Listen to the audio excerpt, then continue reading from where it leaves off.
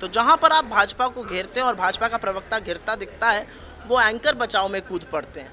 तो इन लोगों को ज़्यादा बड़ा मुझे लगता है इनकी जो डेडिकेशन है बीजेपी के लिए, प्रतिबद्धता है, वो कई कई बार तो आपके प्रवक्ताओं से भी ज़्यादा होती है। दिक्कत की बात यह है और विडंबना यह है कि जब पर्सनल बात होती है तो ये एंकर खुद मानते हैं कि सरकार विफल है। ये एंकर खुद मानते हैं कि भाजपा के प्रवक्ता बदतमीज़ी करते हैं। ये एंकर खुद मानते हैं कि भाजपा के प्रवक्ता टीवी पर भी झूठ बोलते हैं। लेकिन बेचारे पता नहीं कौन सी मजबूरी के चलते टीवी पर चरण वंदन करते हैं। इन लोगों पर मुझे गुस्सा नहीं आता है, तरस आता है। नमस्कार, मैं शंभू कुमार सिंह और आप देख रहे हैं नेशनल दस्तक। मेरे साथ सुप्रिया श्रीनेत हैं। हम लोग की लगातार कोशिश है कि भारत में मीडिया अवेयरनेस लोगों को किया जाए, मीडिया के रूप में अवेयर किया जाए। सुप्रिया श्रीनेत हैं, कांग्रेस के स्पोक्स पर्सन है, लेकिन मीडिया को लेकर भी बहुत ज़्यादा क्रिटिकल तरीके से एंकर से भी सवाल करती रहती हैं। मैम, कैसे देखती हैं जो जो 2014 में जो मनमोहन सिंह की सरकार थी, उस समय जो मीडिया की भूमिका थी, और अब जब मोदी जी की सरकार है उसमें मीडिया की भूमिका कैसे देख रही हैं? देखिए, सरकारों के बदलने से मीडिया की भूमिका नहीं बदल जाती है। मीडिया लोकतंत्र का चौथा स्तंभ एक कारण के लिए कहा गया है। मीडिया का ये कर्तव्य है और ये दायित्व है कि जो सत्ता में है, जिसके पास संसाधन है, जिसके पास संस्थाएं हैं, जिसके पास पावर है, उससे सवाल करिए, उसको घेरिए, उसकी नाकामियों पर सवाल करिए, उसकी विफलताओं पर सवाल करिए और सबसे ज़्यादा उससे न्याय की उम्मीद करिए। आज भारत का अधिकांश मीडिया ये काम नहीं कर रहा है। आज भारत का अधिकांश मीडिया चरण चुंबन में, चरण वंदन में व्यस्त है। आज भारत का अधिकांश मीडिया को लगता है कि विपक्ष से सवाल करना ज़्यादा कारगर है, क्योंकि कहीं ना कहीं ज़मीर इस तरह से बिक चुका है कि आप सरकार से सवाल करना ही नहीं चाहते हैं।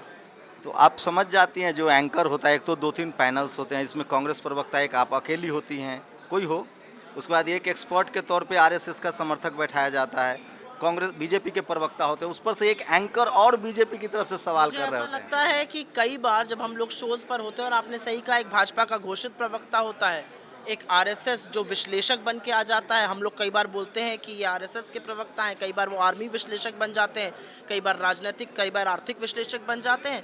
और कुछ जो एंकर हैं, इनको मैं नोएडा के कमांडो वॉरियर एंकर कहती हूँ।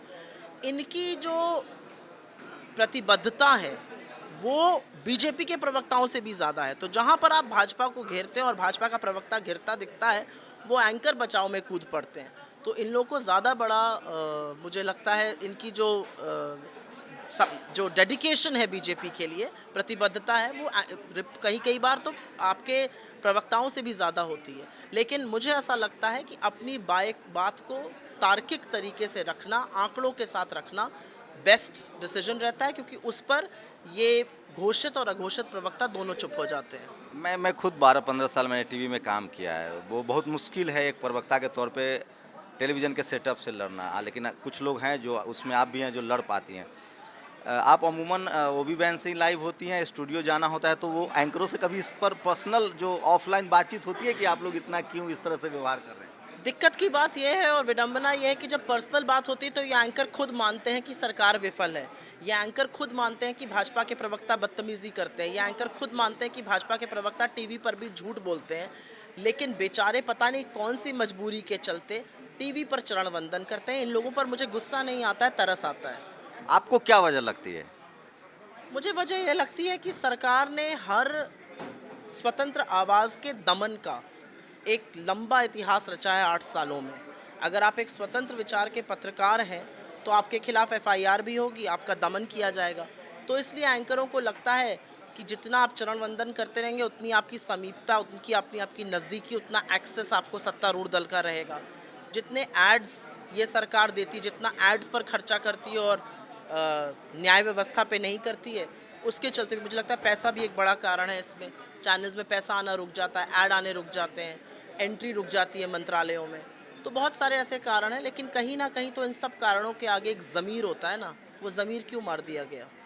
कोई आपको नहीं लगता एक वैचारिक सहमति भी है आरएसएस की आइडियोलॉजी के साथ, खासकर जो सवर्ण पत्रकार हैं, खासकर जो डाइवर्सिटी नहीं है मीडिया मुझे में? लगता नहीं है कि वैचारिक सम्मति है। मुझे लगता है पत्रकार जो भी होता है, चाहे आप राइट विंग पत्रकार हों, लेफ्ट विंग पत्रकार हों, आपकी अपनी पत्रकारिता में कहीं ना कहीं पत्रकारिता का एक छोटा सा डीएनए Ethics जो जो है है, जो छोटा सा डीएनए होता है वो एक्टिविस्ट का होता है। आप सवाल पूछने के लिए पत्रकार बने। मुझे नहीं लगता कि सहमति इतनी है। मुझे लगता है ये माहौल चल रहा है तो इसमें सारोबार है, कल को ये माहौल बदलेगा तो दूसरी तरफ पलटी मार लेंगे। नहीं, मैं एक दो सवाल और लूँगा। जैसे देखिए, अभी सीएजी हो, ईडी हो, इनकम टैक्स हो, मनमोहन सिंह की सरकार थी, सीएजी से आवाज आई, वो फॉल्स साबित हुआ, उस पर पर गलत ये था। सब संस्थाएं थी ना तब। हाँ, मैं उसी पर आ रहा हूँ। ऑटोनोमस था, आज उसी सारी संस्थाएं हैं, लेकिन सबके जो प्रमुख हैं, जो कि मैक्सिमम सवर्ण समाज से हैं, और उनकी उनकी सबके सुप्रीम कोर्ट हो, चाहे ईडी हो, सीबीआई हो, जहाँ भी कोई एक दो विरोध के स्वर आते हैं उनको डिस्प्लेस कर दिया जाता है। पहले कांग्रेस के समय अगर डिस्प्लेस किया जाता, देखिए इसका सीधा और छोटा सा जवाब ये है कि ये संस्थाएं अब संस्थाएं नहीं रह गई हैं। ये भाजपा के फ्रंटल बन चुके हैं, जिनका उपयोग विरोधियों को, राजनीतिक प्रतिद्वंदियों को दंडित करने के लिए किया जाता है। इनका उपयोग किया जाता है भाजपा के अपने नेताओं को टाइट रखने के लिए। अगर ज़रा से भी विरोध के स्वर उठे, आपके यहाँ इनकम टैक्स, सीबीआई और ईडी की रेड हो जाएगी।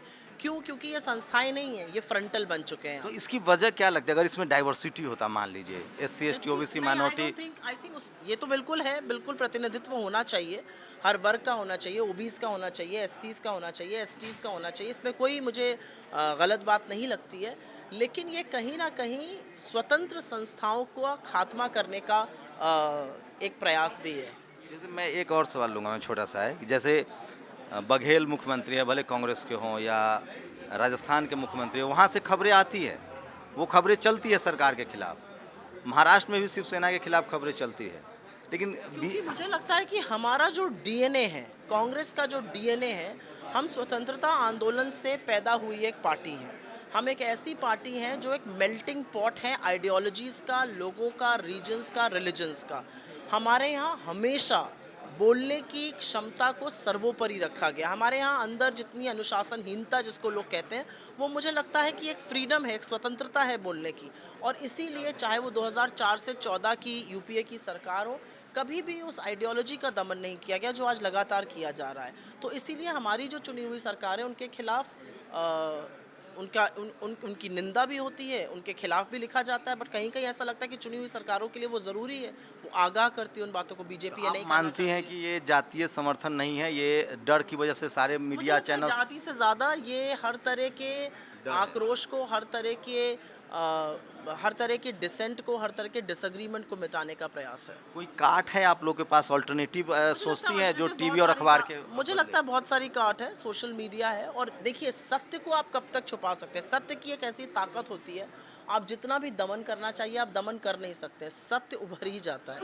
कोरोना काल हो, आर्थिक व्यवस्था हो, हर चीज़ का तो दमन करना चाहा, लेकिन सत्य तो उजागर हो ही गया ना। लेकिन कैसे कोई नेशनल डिबेट नहीं खड़ा हो रहा है, चाहे वो प्राइस हाइक हो, नहीं, ऐसा नहीं, इन्फ्लेशन नेशनल हो? डिबेट है। आप टीवी पर नहीं देखते हैं, लेकिन लोगों की ज़िंदगी में महंगाई से बहुत आक्रोश है, बेरोज़गारी से बहुत आक्रोश है, गुर्बत और गरीबी से बहुत आक्रोश है। तो फिर वो वोट में क्यों नहीं तब्दील हो पा रहा है? मुझे लगता है क्योंकि भाजपा जो है वो विभाजन की राजनीति करती है, और कई बार वो शायद ज़्यादा बढ़ चढ़ के बोलने लगता है, लेकिन अंततोगत्वा ये मुद्दे चुनावी मुद्दे भी बनते हैं और जनता इस पर वोट भी करेगी। शुक्रिया मैम बात करने के लिए। सुप्रिया श्रीनेत थी, और वही सवाल है, मैं फिर कह रहा हूँ कि डाइवर्सिटी नहीं है, लेकिन अभी ये बात कांग्रेस के प्रवक्ताओं को लगता है कि ऐसा नहीं है। मीडिया सिर्फ आर्थिक दबाव में है, डर से उनके साथ है, जबकि मेरी राय है कि उनकी जातीय और वैचारिक सहमति है टेलीविज़न अखबार के साथ, टेलीविज़न और अखबार का सरकार के साथ। अगर ऐसा नहीं होता तो सरकारें और भी हैं, एडवर्टीजमेंट वहाँ से भी रुक सकते हैं, जेल वहाँ से भी भेजा जा सकता है। सब कुछ वैचारिक सहमति का मसला है। आप लोग की क्या प्रतिक्रिया है? कैमरा पर्सन आशीष के साथ शंभू कुमार सिंह, नेशनल दस्तक, दिल्ली। नेशनल दस्तक की आपसे गुजारिश है कि अगर इसको बचाना चाहते हैं तो नेशनल दस्तक को सब्सक्राइब करने के लिए रेड कलर के सब्सक्राइब बटन को दबाएं, फिर बेल आइकन की घंटी दबाएं। नेशनल दस्तक को बचाने के लिए बहुत जरूरी है कि हर खबर को शेयर करें, लाइक करें, कमेंट जरूर करें।